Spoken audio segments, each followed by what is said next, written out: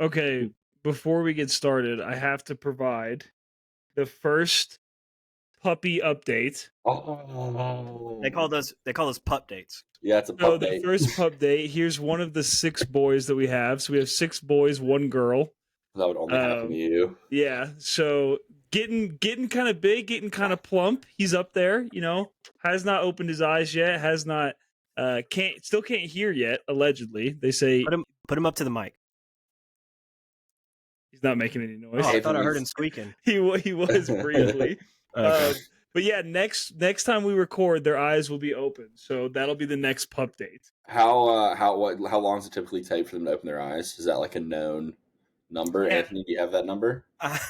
Read a book. No. You're a dog guy. You're not a puppy guy.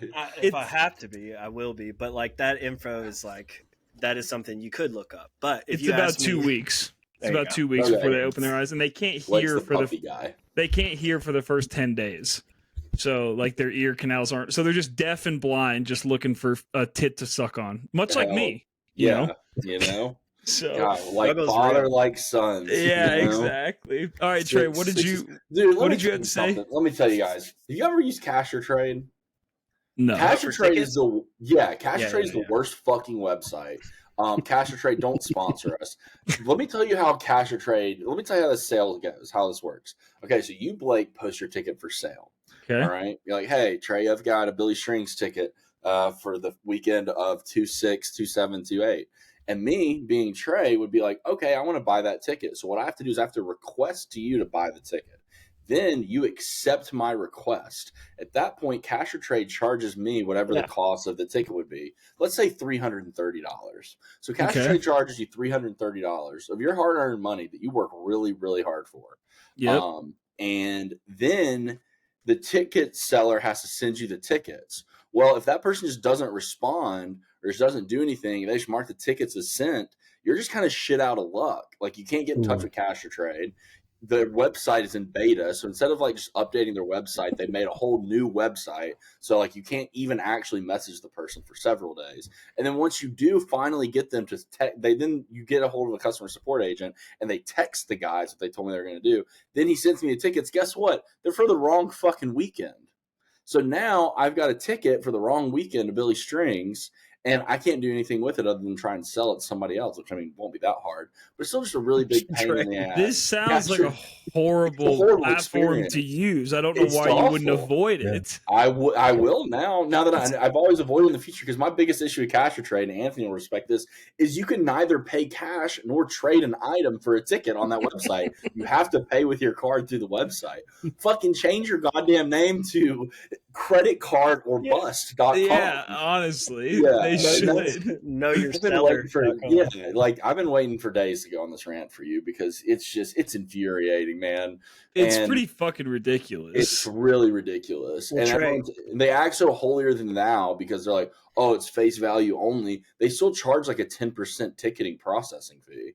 Yeah. Nice. It's $40 for me to use their platform, which sucks. Yeah, that's fucking... Use our platform, so let the people know what tickets you got that are available and what you're looking for. Well, the problem is Billy Strings, like, is it already the people exclusively pretty much use Cash or Trade to sell their tickets, so you kind of have to use it for certain artists. Like Fish is similar, like the fan base. I mean, not like not the band. Yeah. Oh, well, that's annoying. Unfortunate. /InRant. Start the pod, you know. Anthony, did you have something to say? Yeah, too? I'll shine a new light. Okay, so I did some research over the time. So this is the Jabba Jabba Jungle with Sharpie mark and pencil marks all over this thing. So very used.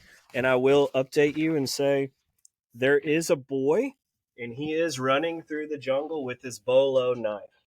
There we go. So our friends at the Glass Animals do take this to heart, and don't grow him into a man, because he is a boy.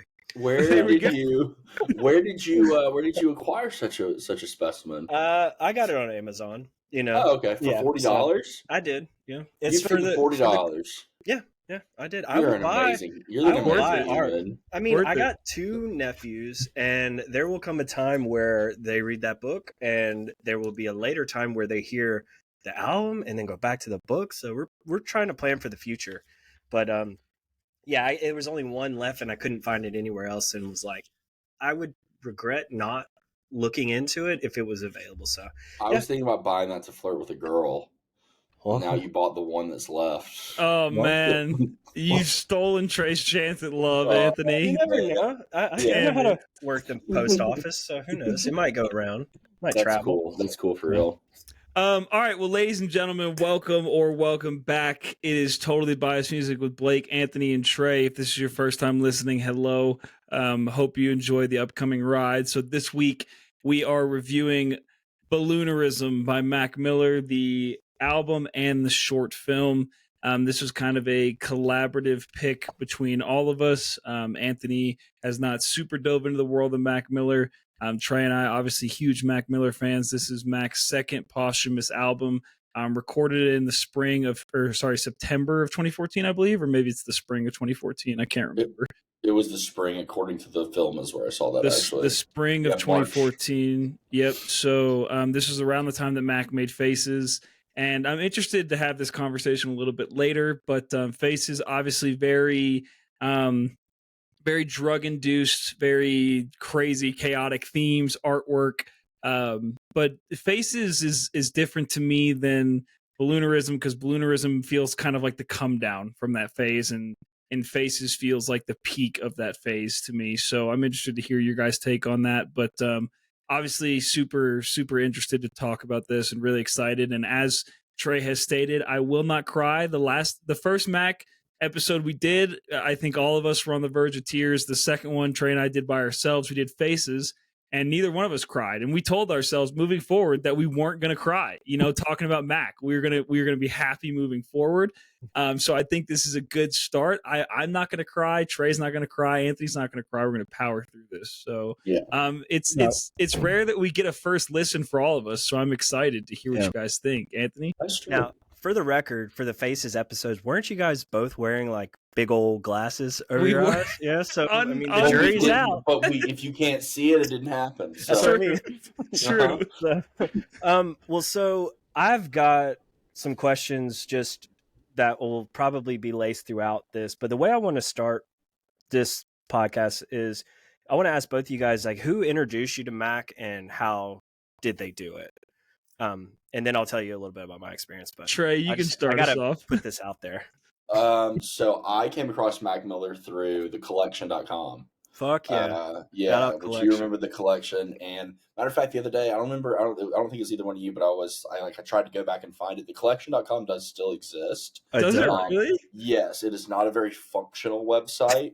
You can't really click into much. But it is still out there. It's still like kind of like a music blog. They're very electronic heavy, but that little blip in time where music blogs were so important on how we found, new music mixtapes, and things, mixtapes. Yeah. And Mac Miller, he was like their golden child. Like they kind of busted him open first. I think he did some stuff that was exclusive with them at one point in time. I would exclusively release tracks with them first. I'm all but positive I kind of found Mac Miller on my own. I'm curious to see what Blake says, who showed him Mac Miller.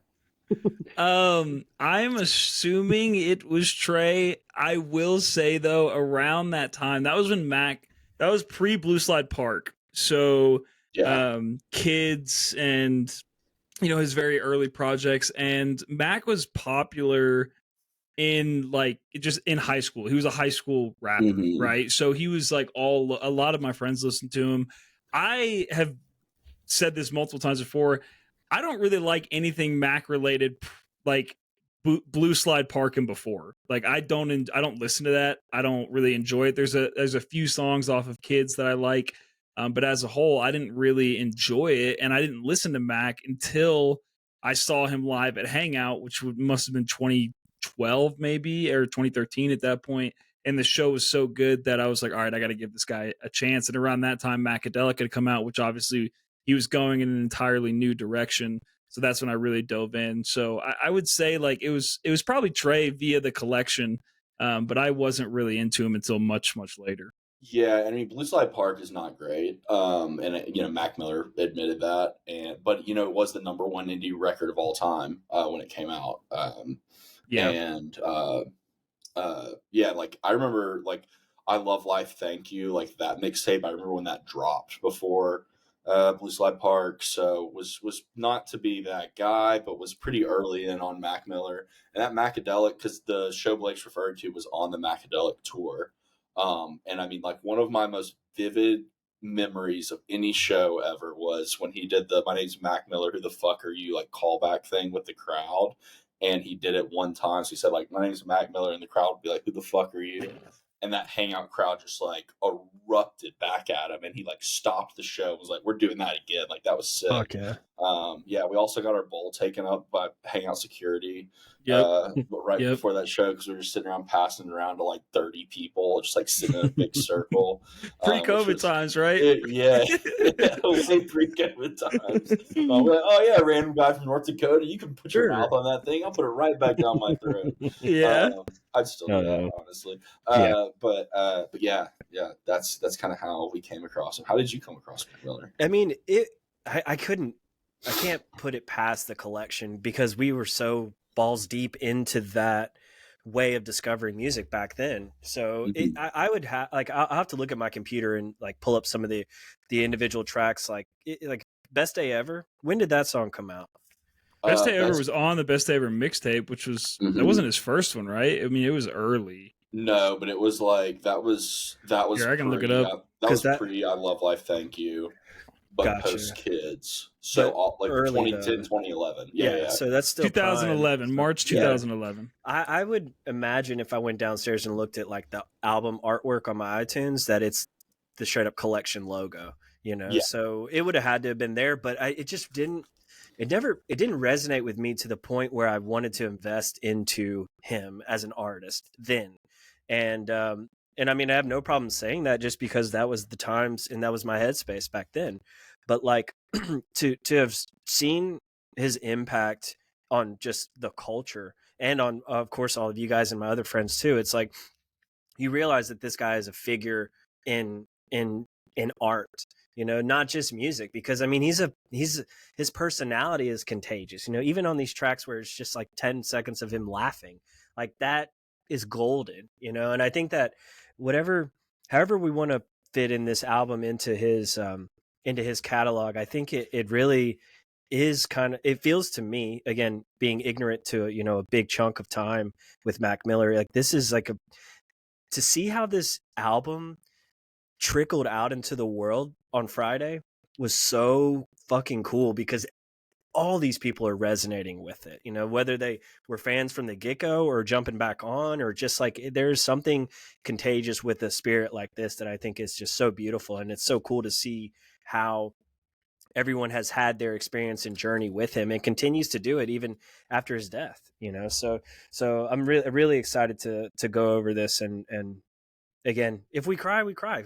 This is moving shit. I feel it is. I think sonically, like the way that this album is kind of primed for the sound that's very popular in pop music today, but wasn't, you know, 11 years ago, as far as like kind of some of these like a little more psychedelia dripping, like pop structured tracks that, you know, like things like what SZA makes now. And I know SZA's on the record, so it's an easy comparison, but like that type of stuff's very popular right now. And it should be, because it's fucking a really good way to make music. And I think Mac was really ahead of the curve on that. I think there's a lot of this sounds like, some of it sounds like Faces. Thematically, it's nothing like Faces. No, it's not. Yeah, you describe it as the come down, I think is really accurate. It's honestly, when I finish it, one of my first thoughts of finishing this was, I see why the label didn't didn't want him to put this out and want him to do other things. Because this shit's sad, dude. Like it's heavy. It's dark. Well, and they said that, I was reading about it, and basically it must have been like a Rolling Stone article or something, and his mom said that Mac created it and wanted to put it out, but he himself was like, basically like, this isn't the time for it. I want to work on something else, or this isn't the time for it. I'm focused on this. So I think it was more him than it was them. Like I felt like he, and obviously we can't speak to his exact mindset, but I think in his mind he was like, this isn't the right time for me to release this. And then it just turns into one of those things where he's pumping out project after project that are so different that it's like, oh well, I guess I just missed my window and it'll just sit on the shelf. What if though this is the perfect time to release this? Like in the greater scheme, it really is. Like I have to say that too. I mean, because go ahead. Well, like if this album comes out in 2014, everyone's ears are different. I mean, and especially ears regarding Mac Miller, are different. And how do they take it? I don't know, but like just from a posthumous release, this is like, I think the single most impactful posthumous release, if not since Biggie, if not better than Biggie. And that is like a double album, I think. Ready to Die or Life After Death. Life After Death. But like the way that just this has just sent waves across the world in reality, I think it is the perfect time for it to have happened the way it did, though through unfortunate, obviously, life circumstances. But like, I mean, this shit lives on forever. Yeah, and I think what Trey, like one of the things Trey said to me, because we were texting about it a little bit when it came out, and Trey hit the nail on the head with like Circles was posthumous too, but Circles was so much more positive and uplifting. And like this, what was such a gut punch listening to this is the whole album. I told Trey, the whole album is, I'm probably going to die soon. Like that's the theme of the album. And now listening to it, I mean, you take solace in the fact that he died many years after this, but like that was his mentality, is like, I'm not gonna make it much longer. And I don't know, that's what makes it so, I'm not gonna take away from the album. It's beautiful and I love it, and there are tracks that we'll get into shortly, but that's hard, listening, having that connection that we have with him and having to listen to this is like, it's tough, and I don't think there's anything, it doesn't take away from the music, but man, it's so much different than Circles. Circles was like, it felt like the story came to a close, and now this is like the exit lude, basically. This is like an epilogue kind of. Yeah, that's exactly what it is. And the other thing too about Circles is like Circles had to be pieced together. Circles wasn't done. Right. Like they had to go in, and there's sometimes I feel like you can kind of hear that in Circles where it's like, okay, this is just like not quite exactly. The only producer on almost every track on this, other than like Thundercat, is Larry. Right? Yeah, Larry. Yeah. Yeah. I would like he like this thing was a solid piece of art. I doubt there's another one of these sitting in the cut. I know that like there's like some tracks from Good AM and Swimming and stuff that like they're like throwaway tracks, but I don't think there's another one of these things. Which nor should there.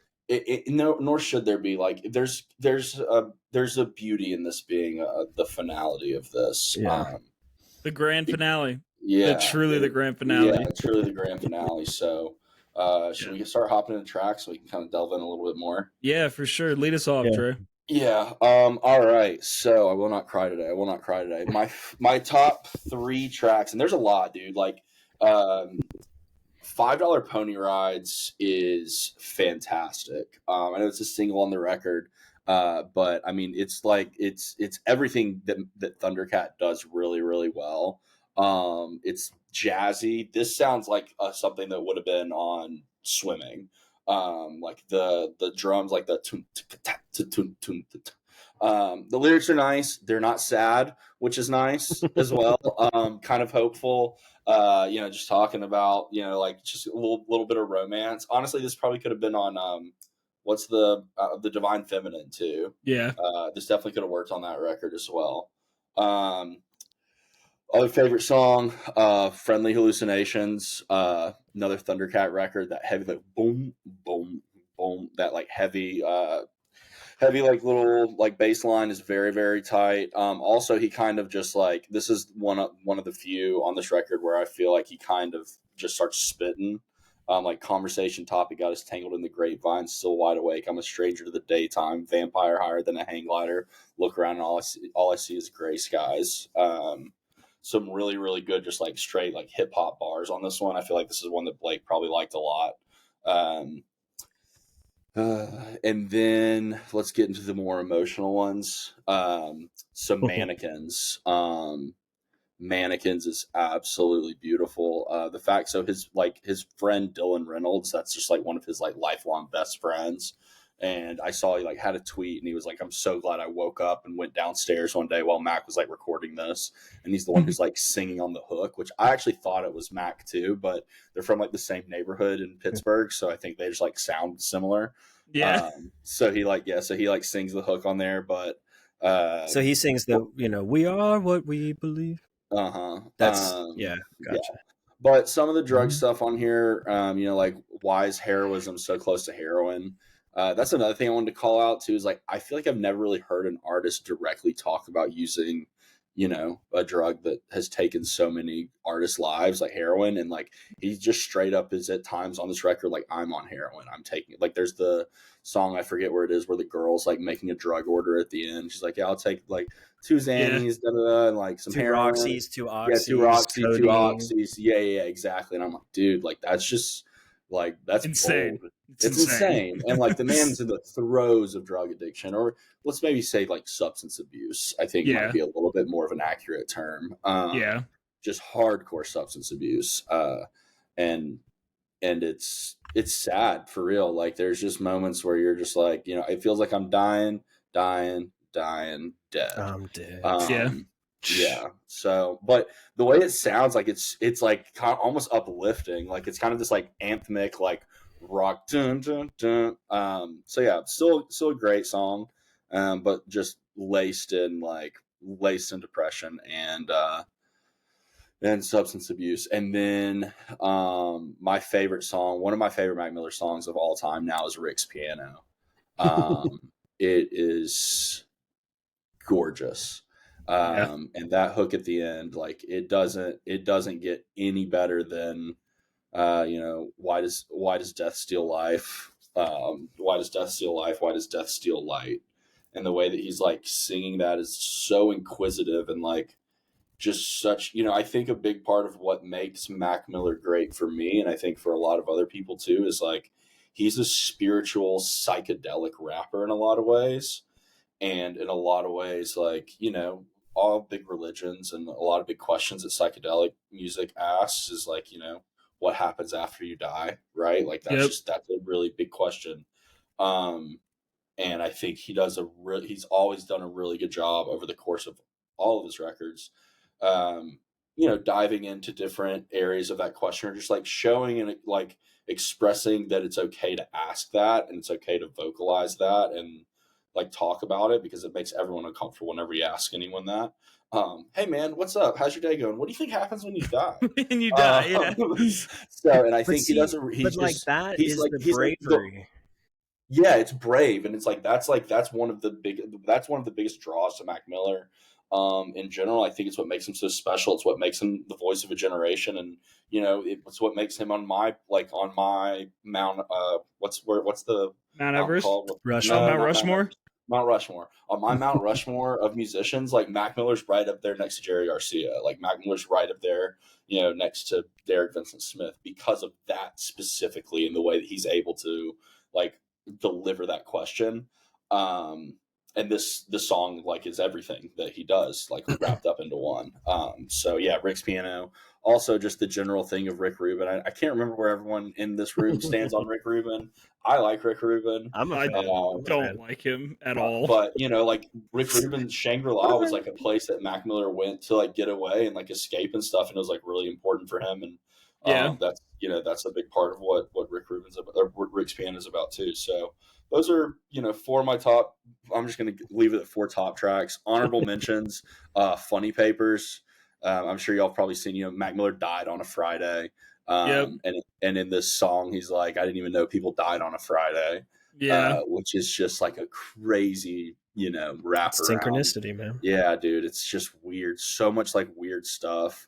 And like that whole song is just kind of also about death. And then I'm just kind of going to leave the songs that are like super hardcore drug addiction songs, like Excelsior, or like Stoned. Like, those aren't really in there for me, but I guess we can talk about that in bottom tracks. So I'll pass the mic at this point. All right. I'll go because I want to build on something. So like, I think that when you're talking about how he feels about death and talking about it and what happens after life, I think so many of the lyrics in this song refer to him trying to find heaven while he's on earth and him like being comfortable in that and enjoying it, right? Like that's kind of a theme that he has going through it. So I'll go I have 4 and then some honorable mentions, but number 4 for me, Funny Papers. So there's a lyric in here where he says recently I only meet peace when in deep sleep, been in the same dream world, safe smile on her face, waiting on the other side. I wonder if he'll take me to the other side. And like that lyric of recently I only meet peace when I'm in a deep sleep is like the perfect example of someone that is, you know, in the crux of substance abuse, right? When they find this zone where when they're really on them, they're in this slumber, this peace, this version of heaven that they've created. And there's actually a Juice World line when I sent you guys Burn. He says something about fell asleep too deep this one time, woke up to your cries, girl, I'm fine, but I dreamed I wasn't going to wake up this time. And like they know what they're doing, right? They know that they're pushing themselves to the brink, but they're searching for this thing, this feeling. And I think that he touches on that a lot. And then another one I have, same theme, and Do You Have a Destination? So this is like the first real song on the album to me. And in Do You Have a Destination? Oh shit, I just moved my my browser and all my shit got fucked up. Hang on.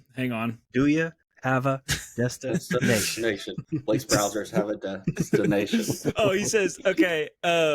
He says, am I okay? Fuck no, just so nuts, so need to let the drugs go, trying to find heaven. I get high but never come close. And again, same theme, right? Like he's clearly searching for something that he can't get, but he knows that he can't get it, but he keeps trying. That's what drives me fucking crazy. Like that's what's, and I know it's not his fault, as it's not anybody's fault going through substance abuse. Like I understand you find this place and you're happy there and you feel good and you want to go back to that place, but it's like when you listen to this or when you watch the Fader documentary that he has, you're just like screaming like, what are you doing, man? Like you want him to get it together so bad, but it's you know, they're in a different place.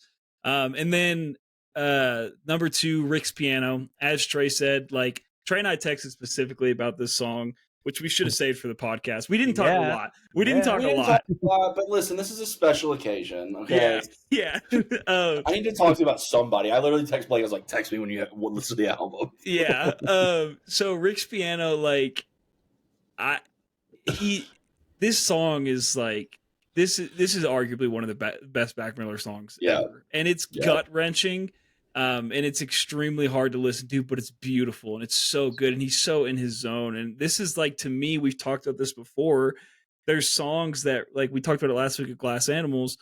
There's songs that really sum up the album, you know, that really come full circle with the album. And I think Rick's Piano is the perfect example of that. This is the story of the album, right? This is where he is. This is the song where he's like, I can't keep doing this much longer, right? I'm at the brink. I'm at the edge of this. And I brought myself here, you know, and it's more, Rick's Piano is more reflective of the position that he's in than anything else, you know, and he's done this before on tracks, but this is the reason I call it kind of like the hangover or the come down from Faces. This is the example. Like, this is really the song that shows, hey, I'm struggling here and I'm kind of at my wit's end. And also the verse is like half him, half Delusional Thomas, which I really love because Delusional Thomas is my boy. So yeah, I think that song is great. And then my number 1 song, little bit, so the song itself is depressing, but the production on Stoned, oh man, I love that guitar in Stoned. And I know why you don't want to put it up there, Trey, because like the whole song is just about it. This one's more about a woman that's struggling with drug addiction and he's watching it happen and almost describing himself in this woman, like being alone, waking up being high in the morning because she stayed up all night being high. She just sits in her room, watches movies, whatever. you know he's talking about himself. Right. But like, I love the chorus. I love the lyrics. I love the baby, let's get stoned. And you kind of just ride with it. And I also love, this is just a small like caveat. I like when he says that, can I put on a record? Can I play you one more song? And the way that I envision it is him playing a song for her because he's a musician, which I love that thought of like, when we get fucked up, we listen to music. But imagine being a creative artist like Mac and you get fucked up and you're like, let me play you something that I created. Like, I think that shit is sick. So yeah, those are my top 4. That is, unless you're at a festival and somebody's way too fucked up and you're like, no, I don't want to hear it. You know, I don't hear your fucking rhythm at 4 a.m. Too many people try to say, let me play you this shit. I'm like, no, I'm good. or your freestyle. Let me kick a freestyle for you real quick. I'll go have a cigarette. I don't even smoke anymore. Okay, so all right, so I'm gonna keep it at 3. But there's so much good shit in here, and you know, my picks are in that, as y'all are saying, like emotional drug kind of vein, but like sonically, these are the songs that I think is this picture of the album to me. I mean, it is dark. I mean, Mac Miller, he talks about shit, and I think it's so, you know, we talked about how bravery is, but it's also your vulnerability is on full display. You know, whether he's with us or not, like that is what is happening, is that he's opening himself up, and I think that is something that, to be struggling with something, to be creative, and to have people, you know, anticipating shit from you. I mean, can only imagine what that headspace is like. But to put it on paper, to put it in sound, to the sonic layers throughout this album just pulsate, and it's such a unique sound. Even, you know, 11 years later, 9, whatever, it still resonates deeply with everyone, whether you grew up with Mac or you're just being turned on to him. So like, that is, in my mind, the magic of music. And I struggled, not just like trying to pinpoint tracks I wanted to talk about, but I struggled while listening to it, stopping and seeing what track was even playing, because it's such a lullaby, it's a hug, it's a reflection. There's so much shit going on that I just get lost in it. And I've mentioned it before on the podcast, like albums that do that to me, that is what puts it up there, is that the fact that you can get lost into this multiple times. And I think for Mac Miller fans, like people who are on board with that, this is such a gift, you know, to be able to go back into something like this at any point, whether you're feeling shitty, whether you're feeling hopeful. I mean, this album touches emotions, and that is so special. And I'm so glad that this exists. So on that kind of note, I'm just going to mention 3 tracks. The first one I'll mention is Excelsior. You know, it is in my mind, again, from the outside, it is the youthful side of Mac. Like, he's not an old producer, you know, he's a young guy. He's, you know, in that time, the future of music, but like that youthfulness, that giddiness, that the children laughing in the playground. I mean, it is just, it's right there. And everyone can relate to that in one way or another, where you're the kid who breaks his arm, or you're the girl who gets picked on or jealous of the other girl. It's just like, there's so much to relate to throughout this album. But that one's really special and nostalgic for me personally. So Excelsior. I also have Stoned on there.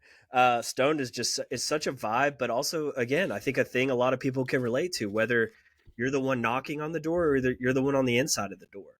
Like there's so much there that to grab onto. And again, the sonic, how do I say this? The way it translates sonically is so good. I was going to ask you guys, how did y'all listen to this the first go round? Like, did you throw on headphones in a dark room? I tried to stay up and listen to it, and I fell asleep because I'm an old man. But it's a lullaby. And then I woke up at 6 a.m. and my first thought was the Mac Miller album came out, and I sat at my desk with my headphones on and turned it all the way up as the sun kind of rose. It was beautiful. Oh, yeah, it was really nice. My sleep schedule's fucked. because I traveled internationally, and so I've been waking up way too early. So I woke up at I went international, no big deal. Flew standby too, didn't pay for it anyway. I know. Woke up at 7 a.m. and I don't normally go to the gym until 9. And Trey had texted me about it, and I was like, oh, I don't know when I'm gonna have time. I'll listen after the gym. And I was like, you know what? Fuck that. I put on my Bose headphones. Bose, please sponsor us. And I went and walked the dogs. It was freezing. Snow was on the ground. And just listened to it while I walked the dogs, and then came home and was finishing it. And Amanda was like, why are you listening to this by yourself? Take your fucking headphones off. I want to listen to it too. I was like, let me finish, and then we can do a run together. Nice. So yeah. That is, I think, the way to do. I mean, you're seeing an old friend. You're going back to times that you haven't been able to have in such a long time. I mean, to hear his voice, you got to get 3 tracks in. Which I mean, I could imagine the anticipation of yo, we're just getting instrumentals right now. What's up? But it does.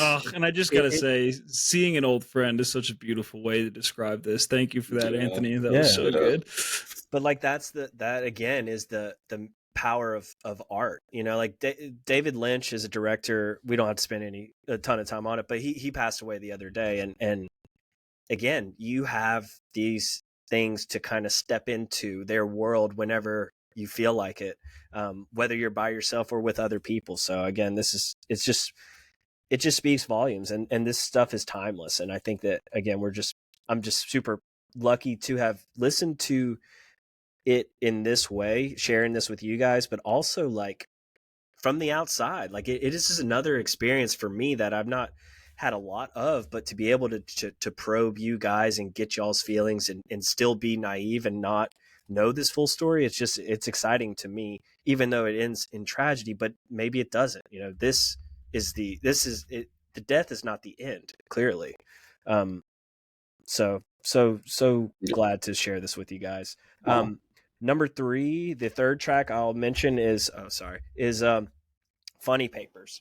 It's a heartbreak song, but it's somber, but also there's light shining through these clouds. I don't look at dark as a bad thing or sad as a bad thing. I look at it as a real thing.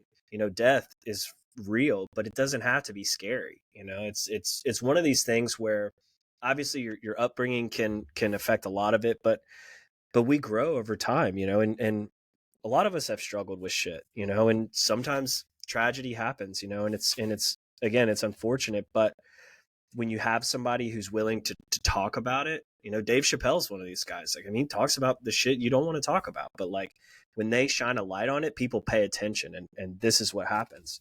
Beautiful shit comes out of dark shit. But me and Trey had a moment before the podcast, I'll bring it up now, where we were just talking and we were testing mics and all, and I had some music playing, and then we, just for whatever reason, neither of us we just stopped talking. And in my headphones, I hear, everything's quiet but the music. I mean, just in perfect timing. You can't make this shit up, and I think that's, again, the magic of music and the magic of art. And when you capture somebody's essence like this in an album, it will forever resonate. So very excited to also hear and see how the production was made. So tomorrow on Wednesday, so the day after or the day before this releases, they're putting out, making of. I don't know any other details of it, but really excited to see, how much intention was brought into this after the fact, because, when did y'all know about Balloonerism? So it's been circling around on blogs and Reddits and shit for a while, but I've never listened to it. Yeah, I'm a no leak listener. Yeah, he's been a no leak guy since 2011. So, but it didn't start circulating until after his death. So it wasn't circulating before. I think it kind of came to the surface around 2020, and you had to kind of dig for it. But I didn't I don't know if it had this title necessarily. It could have. I'm not positive. Interesting. Yeah. I want to say real quick before we get into bottom tracks, that moment that you just described of that lyric playing when you guys are in silence. There's this. This is going to sound like I'm going on a tangent, but this relates back to what I'm talking about. So there is a video recently of Scott Van Pelt, who's the only sports broadcaster I love. and he was talking about Stuart Scott, and he kind of gave this monologue about Stuart Scott, but he says at one point, there's things that happen, little cosmic winks from beyond. That's what he says about something that happened with North Carolina. And that moment that you just had with Trey, that's a cosmic wink from beyond. That's how I like. There's those little cosmic winks that just bring you back to when he was still here. You know, I think that's really special. Yeah, I mean that's happened to me. Like specifically, there was a star over the stage at a SES9 show, and like Connor's favorite song was playing. It was just one single star in the sky, and we were just like, "That's a cosmic wink from beyond." Cosmic wink, 100%. I love that. I love that phrase. All right, Trey, bottom tracks, hit us. All right, so bottom tracks. One, I have an actual bottom track, and the other ones are just more so like just difficult for me to listen to. My actual bottom track is Tambourine Dream, not because of what it is, but because of what it isn't. If you go back and look through Mac's discography, like the first track on albums is usually just really, really, really good. Like Swimming has Come Back to Earth. Divine Feminine has arguably the best song on the album. Congratulations. You know, like there's just a bunch of like just right off the gate, like something that really bring you in. Tambourine Dream doesn't really do that. It's that like, you know, it's very much, I don't even know if you can call it an instrumental. It's almost like it's like an interlude at the very beginning. So don't love that just based on expectations, which, you know, I know you shouldn't have them, but, you know, you expect that first track to kind of be that one that really pulls you right in. That doesn't really come until the third track. I really like This Is a Song. I like the history behind it, so that's not on my bottom tracks.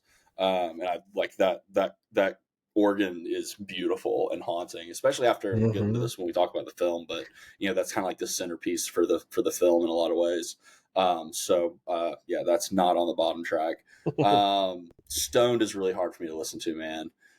Stoned is just like the guitar on it is very cool. And the instruments on it are great, but like that one's really difficult. And then Tomorrow Never Knows is also really difficult for me to listen to. But it's not called that. Or Tomorrow Never Knows. But that you think that's intentional? For sure. Yeah, I do. Actually, Tomorrow Never Knows is a Beatles song. Right. So Tomorrow Will Never Know. Which when I saw the track list, I was like, did he cover Tomorrow Never Knows? Because that's gonna be fucking awesome. But yeah, this song's kind of like coming off of that Rick's Piano, the inquisitiveness of death and whatnot. This kind of almost feels like a descent into like him like speaking from beyond. And you know, I really, the ambient thing at the end is really cool to the point where it's almost trance-like. Like I listen with the headphones on, and then I kind of listen to it on and off for the rest of the day. I have like a little Sonos speaker right in front of my desk. Sonos sponsor us. For real. Fucking love Sonos. Dude. Yeah, Sonos are sick. I have one in here and I have one in the kitchen, so I'll play it at the same time. Nice. So music flowing through the house. Yeah, it's great. But anyway, that the phone the which is funny because Good AM, which is the next project that he did after this, starts out with a phone call with a alarm going off that is the same type of sound. Which is probably intentional, I would like to believe. But it's funny because my Sonos system is so loud, clear, and beautiful. My roommate answer your fucking phone. You know, my roommate was like, he at one point he told me I heard that thing going off for like 4 minutes, and I was about to like yell at you to like turn it off because I had no idea what it was. So yeah, no, it's great. But yeah, those are kind of I wouldn't say bottom three. I would say difficult three. That's fair. Yeah, that's fair. I have kind of along the same vein. I have one bottom one. My one bottom one is Transformations because I needed more out of Delusional Thomas, man. Like the Delusional Thomas project is so cool to me, and I love the high pitched voice, and I just love how fucking weird it is. But like this Delusional Thomas track is him just like it sounds like he's trying to freestyle, and Thomas isn't hitting it. Mac would have hit it. Thomas not really hitting it. Delusional. Yeah, too delusional. So that's on there. And then unfortunately, man, I had $5 pony rides. Like to me, like I felt like $5 pony rides didn't belong on this album. And I don't really know how to explain it, but it doesn't, I don't know what album it fits on, but it doesn't feel like it fits on this album to me. Like it kind of took me out. It made me, Jesus Christ. Oh. Or to mute.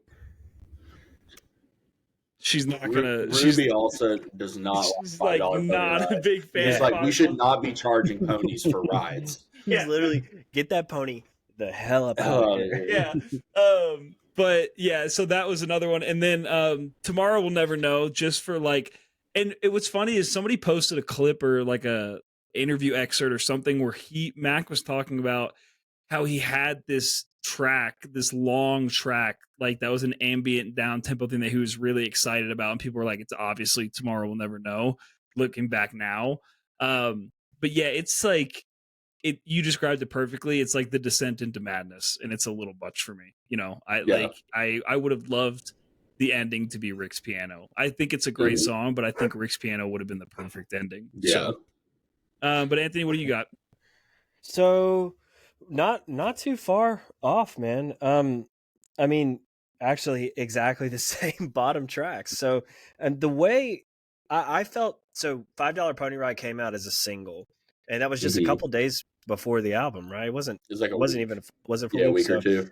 So I listened to that song, and it gives you mad jazz vibes, mad like hi-hat, like rim shot kind of, songs, and his vocals are kind of, in that lane too, where he's kind of like scattered talking.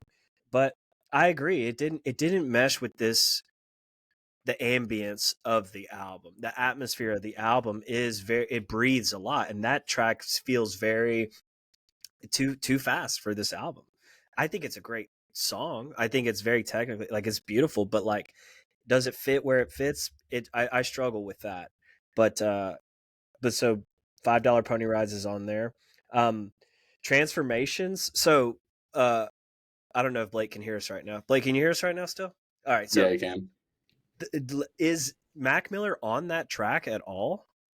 Vocally? Yes. He is. Is he doing... Delusional Thomas is Mac Miller. Oh. Allegedly. That's Mac Miller's alien voice? Alter ego? Yes. Allegedly, Okay. Delusional Thomas is Mac Miller. I wrote alien voice too much, too forceful. So I love the vocals. He has a whole project of Delusional Thomas tracks. It's 12 songs, and I used to rinse it. Yeah, it's awesome. I used to rinse it religiously, but I was at that point, I was probably a little out of my mind as well, so that's why I thought it hit.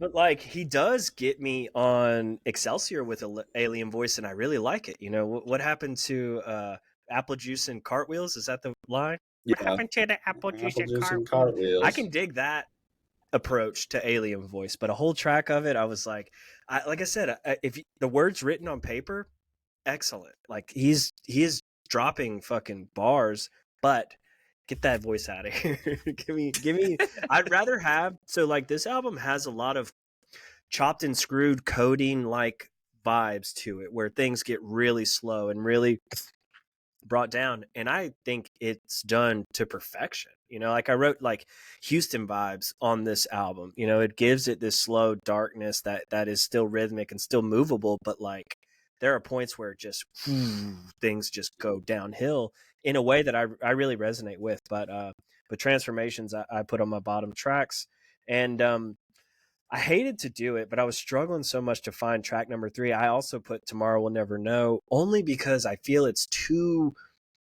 scattered. Like, if it was kind of buttoned up a little bit, I think it would really deliver the way I imagine I want it to deliver. Because it itself is super sonic and super interesting, and like, there are like, if you listen to that song with over the ear headphones, you are gonna feel the percussion, back and forth, and that type of percussion like that can do things to your mind in a way that's so interesting music wise. But it just felt too drawn out and too multi-directional for my liking, but I think it's beautiful. But so Tomorrow We'll Never Know also enters the bottom tracks. But so I went and bought the record, and so I did something cool with Tomorrow Never Knows. I played it. I spun it backwards at the very end of the track, and slowed it down just a little bit. And it's because the phone sample, whatever you want to call that, because that's so like definite, it sounds so cool, because like that sound stays in it, and then you're just listening to the rest of the track backwards. And I'm talking about like the ambient portion of it. So yeah, would love to maybe do something with that one day. But yeah, it's really sick. Get experimental. I mean, this how experimental does this album feel to you guys amongst all of his other stuff? Like most experimental up there, or middle of the road, or I guess we're kind of, since we're at we've done our tops and bottoms kind of at the summary portion, but for me, this album stands alone. I'm not saying it's the best in his catalog, because it's not. But it's almost this whole other thing. So it's pretty it's quite experimental, especially as far as albums go, because Faces is a mixtape. Blake will appreciate the difference between those things. Very much but, so. As far as like an actual album, yeah, like very experimental. But also just the fact that, like, I don't know of any other record that's ever been released by an artist posthumously that is so reflective of like death and their cause of death, and like speaking like almost in this other like realm of beyond. Like, I don't think that exists. If it does, by some other artist that I'm unaware of, like Biggie's one thing, but that's just a whole different thing. So yeah, I would say it stands alone. Fuck yeah. My counter to that is that Mac, his career, every album was so much different than the last that I can't call anything experimental, because he doesn't have a lane, he doesn't have a genre, he doesn't have a place that you can pigeonhole him into. I mean, you can literally go look at his discography from Blue Slide Park forward, and no album, if you went from one album to the next, it is nothing like the album you just listened to. He's the Radiohead of hip hop. Yeah, the only exception to that. Right? The only exception to that is Swimming and Circles, because they were recorded together and meant to be basically a dual project. That's and even to that degree, Circles is still very different than Swimming. Like, and Circles is not a hip hop album. Swimming is a hip hop album. Circles is not. So to me, it's hard to say this is his most experimental album, because in one vein you could say none of them are, or you could say all of them, depending on how you look at Mac as a whole. So I think that's difficult. But all right, this is a long episode. We still got a lot to do. So real quick, let's give rankings. Trey, you can lead us off. I gotta give it a 10 out of 10 based specifically on its uniqueness. I don't think I'll ever listen to a project that's like this. I also did, just like sidebar kind of, a lot of listening to this album was me looking back on like where I was in 2014, and like going back and reading like old poetry and like that type of stuff. Like, I kind of did that throughout the weekend a little bit, and man, I was fucking sad. And if I didn't have people like Blake and his family and Anthony and our chosen family, I don't know where I would have gone. And so super appreciative for you guys for being in my life. And, that's just kind of the way that Mac Miller the way I resonate with him and always have resonated with him, is just like feeling like it's such a parallel life direction. You know what I mean? And thank God that things got better. That's Blake and I were talking about that while we were texting about the record too. So yeah, 10 out of 10. Yeah. Well, I appreciate that, Trey. And obviously I think we all share the same sentiment, right? We have, and a lot like, which is funny, a lot like Mac. Like, Mac was so close to his friends. They were such a huge part of his life, and he talks about it constantly. And I think we all feel the same way, right? Like, there's been some real difficult moments, and mine came later than this. Obviously I'm much younger than you guys. So so my issues came later, but I was able to pull through those with friends of mine. So obviously, my hat's off to you guys and everybody that stuck around with me during those moments, because that was difficult. But along the same vein, I give it a 9 out of 10. I think it's the only thing that keeps it from being a 10 is like, this was not my year of Mac Miller and being positive about being able to listen to him. This was not a good start to that, because it was so difficult. But man, it's a beautiful project and great to look back, like you said, Trey, and just think about how far we have all come. And there's a moment in Stoned where he says, life gets better, or whatever he says to that degree. And I texted Trey, and I was like, he was right. Like, it did get better, and even for Mac, it got better. Although he he ended up passing. His life did get better before the end of it. So he was right about that. And I think that is a message of hope, is things got better for all of us. So yeah, 9 out of 10. Anthony? Okay. So I give this a 10 out of 10. I mean, for the sake that this was a project, that wasn't just Mac's involvement in this. He obviously laid the foundation, but like everyone got what he was going for, I feel, and it translates, and it really just like elevates, I think, the way music can be delivered to people. There's going to be people who want another album, coming out of this camp, and like that I think just puts so much, like, it just discredits what they were able to accomplish here. And I think that this is an album, I mean, I've listened to it every day. It's like, it's one of these things where I'm so glad with my journey with Mac has gone this way. You couldn't have told me that back then, and I couldn't have known that this was going to happen. But like, just the way shit works out is fucking magic. And this album has left a massive impression on me, from him as the artist, from people as the fans, from his family and the estate that was able to do it this way. I just can't, there's not enough credit to go around. So solid 10 out of 10 for me, and just so glad that this exists. Hell yeah. Mm-hmm. All right, well, let's get into Rides or Dies, pivoting here. If you haven't listened to Balloonerism, go listen to Balloonerism. If you're not in the world of Mac Miller, please be in the world of Mac Miller. It would mean a lot to all of us. But let's get into Rides or Dies. Trey, lead us off. And by the way, Trey, I thought your pick was Anthony's pick, and I was like, this is really weird. I did not expect this of Anthony, and then it clicked that it was not his. But yeah, go ahead, intro yours. Okay, cool. Yeah, so I picked, I remembered this time without having to look at my phone. Nice. I picked Mr. Oysterhead by Oysterhead. I picked this because I was grocery shopping the other day, and the chorus of the song is, "When all else has been done and said, along comes Mr. Oysterhead." And I was singing that out loud while I was outside, because I was freezing my ass off walking back to the car after returning my cart, which you all should do. Especially when it's so cold. Don't leave it in the thing out there, because someone else has to come pick it up. Just walk it back to the store, be an adult. Anyway, so I'm singing that out loud, and I look up, and to my horror, there's a lovely little couple like staring right at me. So I figured y'all would appreciate that story. And also, so if you don't know about Oysterhead is Stuart Copeland, Trey Anastasio, and Les Claypool. So it's like their side project. So it's a little bit of Primus, which we're kind of not big fans of, a little bit of Fish. And Stuart Copeland was the drummer for the Police, right? Yeah.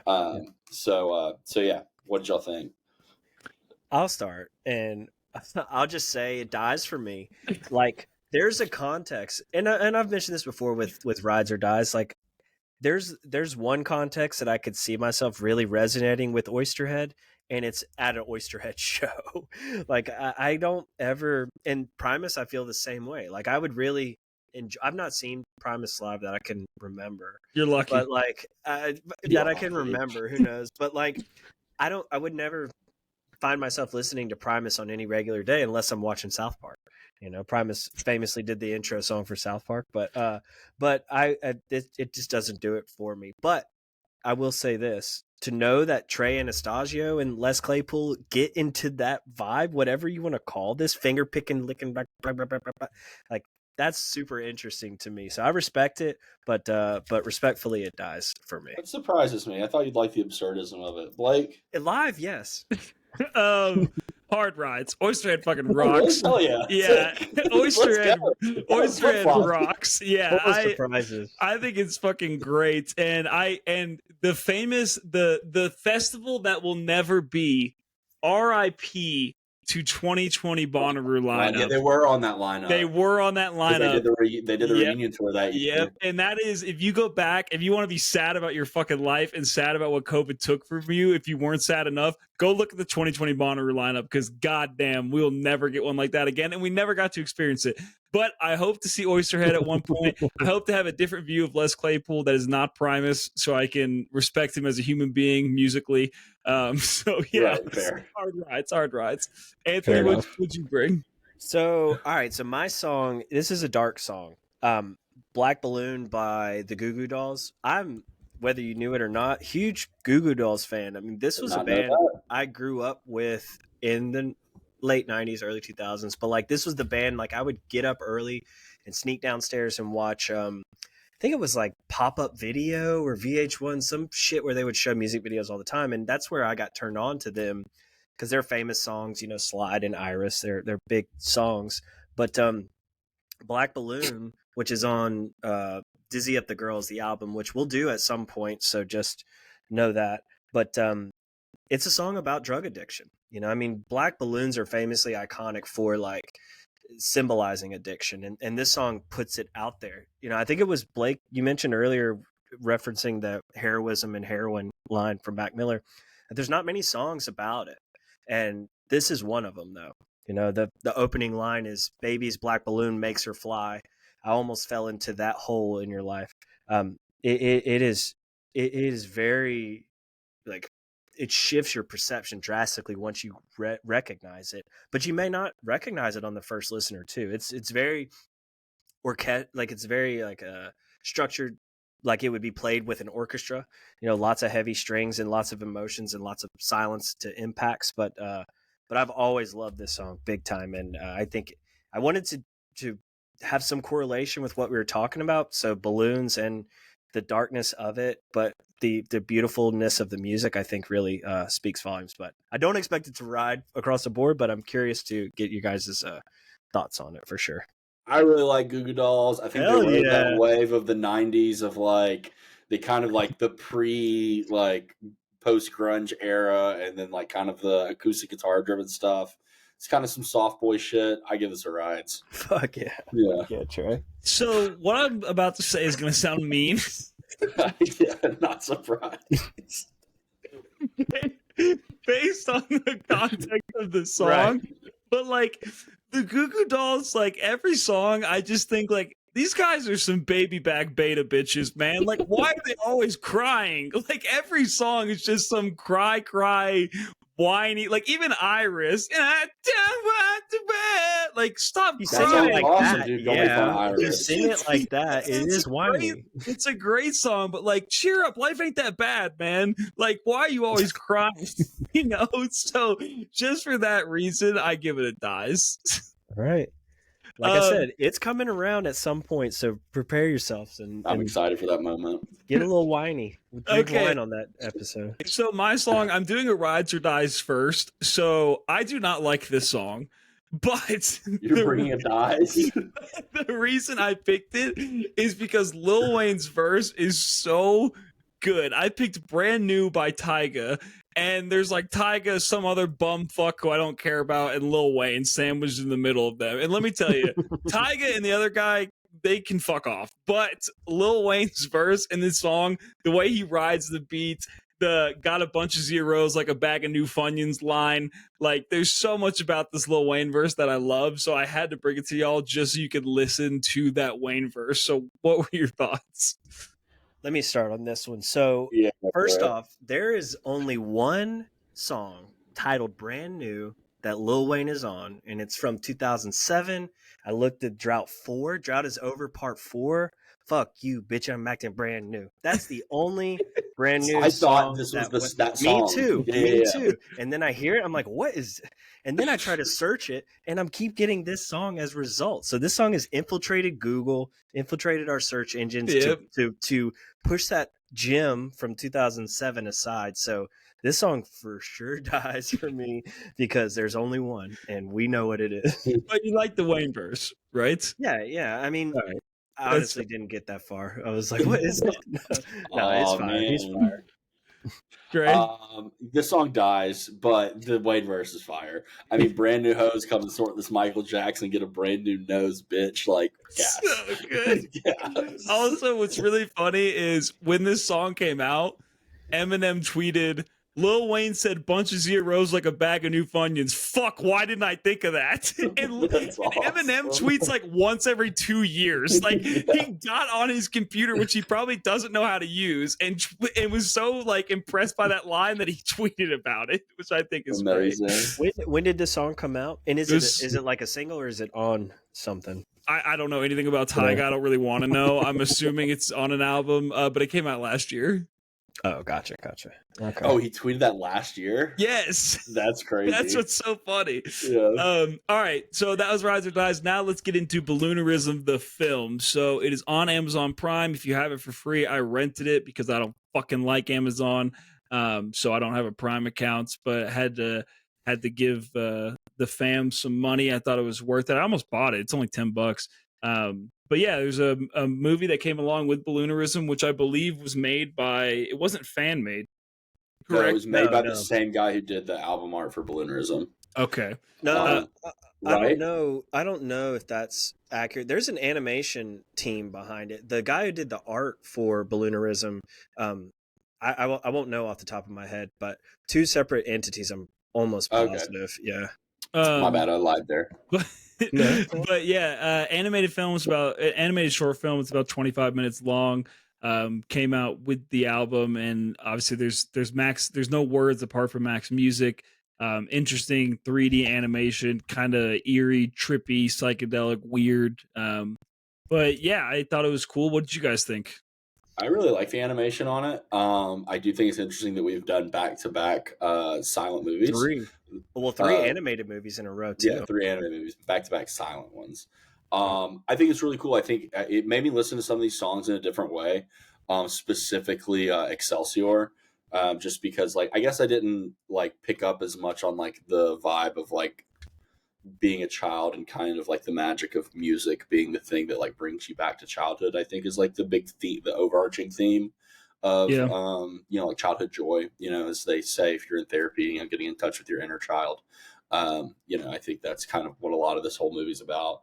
You know, the line about the guy drunk driving, and I forget the line off the top of my head. But yeah, I thought it was really cool. Talking about a kid dying, yeah, something like that. And his, like he like descends into like the, you know, into walking into the bars. It also feels very much like a dream state. Yeah, like it feels, you know, like when you're in a dream, you're like bouncing. By the way, Blake, you're in my dream the other night. We were staying in the same hotel, me, you, and Amanda. Nice, we're having a lot of fun. I think we're in Vegas. Hell yeah, felt very Vegas-y. That sounds about right. Yeah, always tell people when they are in your dreams. Always do, because it will do something. I'm not in touch with all of them, unfortunately. But anyway, moving on. But yeah, no.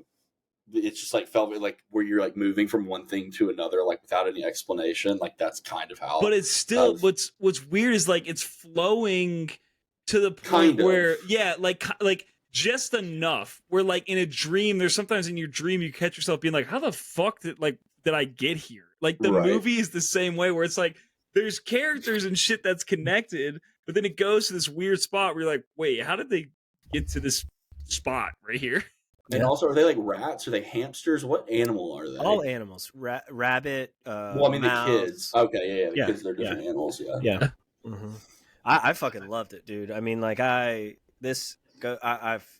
put it on last night. Like last thing I watched before I was going to sleep to see if this could go into my sleep routine, and it was fucking beautiful. So like it's in there. I mean, this is like the traversing from plane to plane or world to world or song to song throughout it is seamless. When I was just saying song to song, it made me think of the beginning of Mannequins, where it's waka waka waka waka. I mean, it's like there's so much fun, like just tones throughout it. But like the mood here is, I think, what they were trying to portray, which is darkness, which is cloudiness, which is very ethereal and atmospheric, but like never overwhelming.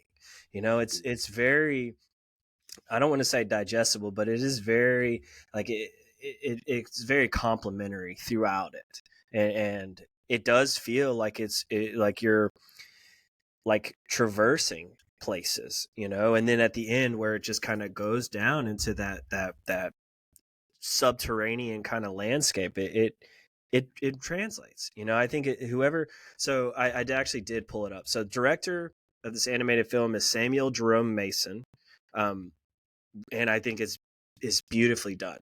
You know, the animation itself is super clean, but the themes are being nailed right on the head. You know, the organ that's kind of starting, and then they play it, and then they transform. It's just super, super fucking cool. And the artist too, who painted the original, or who painted the album artwork, his Instagram is just yesterday night, NITE, and you'll see a lot of artwork. He actually painted Elon Musk doing the his "Hey Now" sign from the event. I don't think that's what that sign is called. I don't know what it is. I just said "Hey Now." But anyway, I fucking love this film. I could see myself wishing it was longer, but it's so spot on. I want to say perfect, but it is just so right up my alley, and so from a lengthwise, from a sonic sound wise, I mean, on a system, this thing just really will pulsate you to a really serene state, I feel. So I love it. So glad again that this was packaged the way it was and when it was. I mean, yeah, it works in weird ways, but I think it delivers and will continue to deliver. Yeah, I agree. I thought it was really, really cool. And I thought that there were some moments that were kind of terrifying. Like the moment where he's underwater and there's that big fucking turtle thing, whatever the fuck is going on there is kind of scary, but I think it matches the themes of Balloonerism perfectly. And I think it's really, really cool that they released it and that we got to do both at the same time and talk about both at the same time. I thought Did y'all watch it with subtitles? No.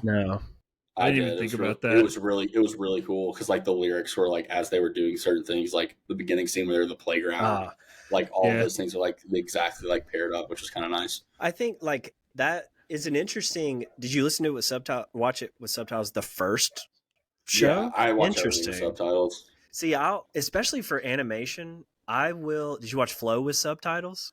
No. But we'll have them on this like to never pop up. I thought about typing up some subtitles. But no, this it is such a interesting way to digest animation too, because I think my TV started on subtitles and I had to take them off because I will get too sucked into the lyrics and get distracted by the visuals. And I think there will come a point in time where I'm comfortable with my knowledge of both to just take them both in for what they are, but they both complement each other so well. So like I can't listen to Excelsior right now without seeing those kids on the playground.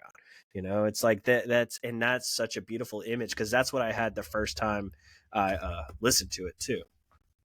Nice. So, well, real quick before we do next week, let's just rattle them off real quick. How do we feel about the current state of the NFL playoffs? Sad, happy, excited, or angry? Trey, go ahead. Mildly disappointed, but excited for the Buffalo Bills to hopefully really beat the Chiefs next week. If the Bills don't beat the Chiefs, it's gonna fucking suck. Yeah, because they're not gonna. Whoever's in the NFC is gonna lose to the Chiefs. Yeah. So yeah. Mildly disappointed. Poor Lamar Jackson, man. I know, man. I feel bad for that guy. I really do. And he's like my favorite NFL player. He's like the only one I really enjoy watching. I mean, he had a shit first half. He really did. He did. He had a shit first half. He didn't have the greatest second half, but he led that drive. He led that fucking drive. But the thing is, I was listening to someone, they were like, hey, who's like, even if Mark Andrews caught that ball, the Bills still would have had a minute and a half with one timeout. Like, they easily could have gone down and scored a field goal and won. Yeah. So it wasn't like he dropped a game-winning ball. Yeah, it's true. Yeah. Well, that's the thing. I mean, you have either 3 or 4 turnovers in a game. You should not expect to win the game. That's what it comes down to. But it's unfortunate the facts of the game being the big drops and all because, Ravens were my dog. And they didn't utilize Derrick Henry seriously till the second half. So, dude, that was the weirdest thing, especially after running all over the place on the – I forget who they played the week before. I lost money on both of those games, so that was cool. But I think I'm done sports betting forever now. So anyway, I will say that I think that the Lions' loss was a fluke. Their injuries have plagued their defense. I'm really disappointed. I really like the Lions. I feel sad for Eminem. But I will say I think the Lions. I think they got one more year. I think they got one more year to get a good run in. That's what I think they're at the tail end of this, but they have a chance. They still have a chance next year. Quarterback is their issue. Not next year, but like after next year, like Goff's not going to be the guy probably. Yeah. And that's just a whole other search. But yeah, I mean, they had 18 players on IR. That's almost half your fucking team. Holy fuck! Yeah, that's the thing is like they were missing all their best players on defense. So, they weren't going to win in the next round either, unfortunately. Yeah, but give credit where credit's due. I mean, Jalen Daniels is fucking balling. Jaden Daniels. Yeah, I mean, Jalen, your homie, he is crushing it like no. And rookie aside, I mean, you put anyone in that position, and he's making plays like Lamar's been making, on his first year in the playoffs. So that's gonna be a hell of a game. Eagles, Redskins, and then Chiefs, Bills. Rivalry game too. We got games to watch, But two things you can count on in the playoffs. Patrick Mahomes and Travis Kelce scrambling like in the playground once again, and Josh Allen running the ball. So that's going to be an interesting. I'm excited for the Bills, and I love the fact that Josh Allen is he just looks like such a Chad. He's got like a weird mullet thing going on. He grew up in California. Like Wisconsin boy. He grew up in California, has a southern accent for some reason, which I think is cool. Well, he's just a weird guy. Farmlands of California. It's not like fucking. He grew up in L.A. He's just like out in the cut. Yeah. Did you guys watch the national championship last night? I did. It ended up being three quarters. I watched 3 quarters. Yeah. The ending got really interesting. How do you feel about Marcus Freeman's decision to go for the field goal? That's the big topic right now. Interesting choice. I do want to talk about the college football playoffs as a whole. I think it was a really good product. 12 first, I agree. I think it really worked out. Like the seeding was cool. There's a lot of good games. The first round kind of sucked, but you know what? The first round of the NFL playoffs also sucked. Right. That's how playoffs work.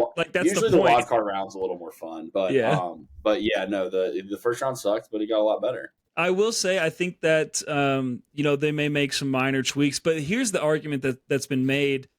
Ohio State clearly is the best team in the country. Right. Like they beat almost everybody in the top 10, but the thing is, prior to this playoff, those 2 losses would have kept them out of the playoff. They never would have played the national championship. They never would have won it, and they would have been the best team. So I think now that's the argument. Is does the committee as a whole make no fucking sense, and does it need to be done away with? Absolutely. But I think the playoff system as a whole works. I think it makes the most sense. Yeah. The thing I've always said and what was infuriating about college football was there was not a clear path for everyone who started the season on week 1 to make it to the national championship. Whether you're Boise State or you're Auburn or you're ASU, you should be able to have a path where you can win games and you can make it to the final to win the league. Right. Every other sport in the entire fucking world has that. Yeah. And college football didn't, and now they do. Now there is a way for the Boise States. Boise State could have won the national championship if they won games. Yeah. You know what I mean? They're not getting shut out. So, I will say, I think it's a great system. My friend Kevin said he was basically at this point, which I'd never heard anybody say, he was they need a commissioner. That's the only thing because everything is so scattered to the quantum wind with there's no regulation for the transfer portal or NIL or the playoffs, and and he was they need a commissioner at this point, which I thought was really interesting because I hadn't thought about that before. Yeah. See. All right. Well, let's talk about next week real quick, and then we'll sign off. Anthony, you got album, I got movie. What do you got for album? Yeah. All right. So you got 3 choices. You got classic, you got alternative, or you got hip hop. So collectively, you guys can pick which genre you would like for me to pick an album for. I'm gonna go with alternative, hip hop, or classic. I'm gonna go with alternative. It's gonna be my vote. Okay. All right, I'll go. I wanted to see what an Anthony hip hop pick would be. That's fair too. Actually, that's kind of where my struggle was. All right, then we're gonna do it. Let's just do it. All right. Because I think it does feel good coming off of what we came off of, and it was the original one I picked. So we are going to listen to Rolling Papers by Wiz Khalifa. Oh, shit. All right. Okay. Nice. Okay. I'm surprised it's not Cushion OJ. It was between the two, and I wanted to go proper album, but Cushion OJ is available on vinyl. I don't know if I'd let you know that, but I got it down there. So actually, side note, the other night I was mixing on vinyl, and I've been practicing a lot. But those were the 2 albums that were fun to flow back and forth between. So from Cushion OJ to Rolling Papers back and forth. So both gems. Yeah. What's your DJ name going to be? Don't go that far right now. I'm not going to say a damn word on the mic. Totally biased, Anthony. Just use it to plug the podcast. All right, the movie, and I'm sure you guys have seen it, but you're going to rinse it again. We are going to watch Atomic Blonde. So I don't know. Where can we find? Oh, you guys haven't watched this? Oh shit. Okay. I don't know where it's streaming. Silent animated film? No, it is a movie with Charlize Theron. Is that how you say her name? So it is basically a female James Bond set in the Cold War, during the Cold War, but it's way better than a James Bond movie. And you guys are gonna love the colors. You're gonna love the action. There's a lesbian sex scene about 52 minutes, 37 seconds in that you guys are going to love. Nice. James McAvoy's in it. This looks great. Yeah, I'm especially excited for that 52 minutes, 37 seconds. You guys are going to love it. So, this looks cool. Yeah. All right, cool. Well, I will see you guys next week. Everybody else, we'll see you next week. Peace. It's been real.